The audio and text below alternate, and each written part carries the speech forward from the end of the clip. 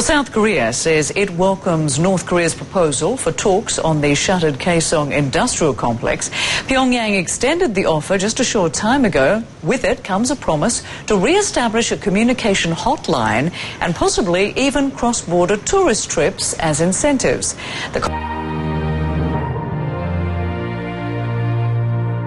Initially, the South Korean government put out a holding statement, essentially trying to decide what its response would be. So I think somewhat taken by surprise by this offer from North Korea. Then a few minutes later, coming out with a pretty positive reaction, saying the Republic of Korea government positively views North Korea's proposal on official talks between South and North Korea. We hope that South and North Korea can build trust through this opportunity.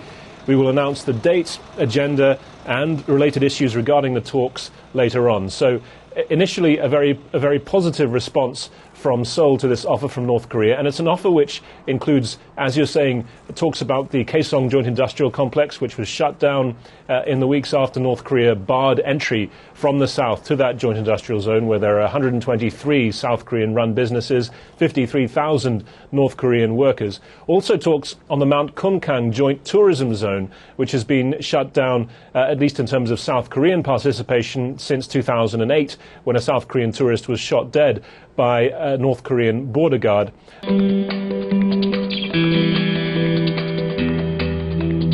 Kaesong is a key source of revenue for the North. It's where around 100 South Korean manufacturers employ over 50,000 North Korean workers.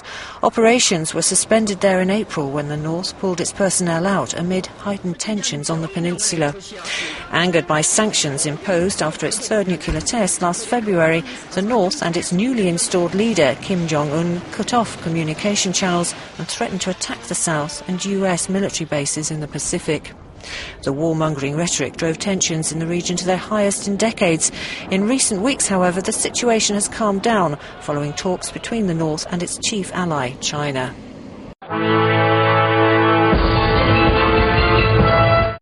We've really no idea why North Korea does what it does. It's one of the most non-transparent governments on earth. What we do know is that they do follow a pattern of provocation, then turning things down and going to negotiations. So we may be on the downside of the cycle. The other issue is that the North Koreans sent a very senior envoy to China last month, where they held closed-door talks. And I think there's a very strong possibility the Chinese told the North Koreans to cool things down immediately. Now, relations between the two sides deteriorated following a satellite launch and a nuclear test by the North.